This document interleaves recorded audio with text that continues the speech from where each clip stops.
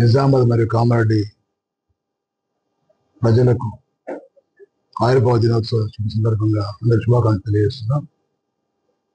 అదేవిధంగా సత్యాగ్రహి ఛానల్ నూతనంగా ఆవిష్కరించబడతా ఉన్నది. ఛానల్ యాజమాన్యానికి మరియు ఛానల్ చూసే ప్రేక్షకులకు ప్రతి ఒక్కరు కూడా శుభాకాంక్షలు తెలియజేస్తున్నాం.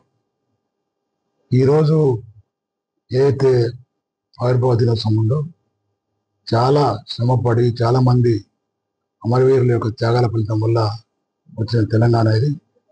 మహిళా ఉద్యమానికి నాయకత్వం వహించినటువంటి పెద్దలు గౌరవనీయులు కేసీఆర్ గారు వారు ఆమరణ నిరాహార చేసి మరి తెలంగాణ వచ్చుడు కేసీఆర్ చచ్చుడు అని నినాదం తీసుకుని ముందుకెళ్ళడం వల్లనే ఈరోజు ప్రభుత్వాలు ముందుకు వచ్చి తెలంగాణ ఇవ్వడం జరిగింది.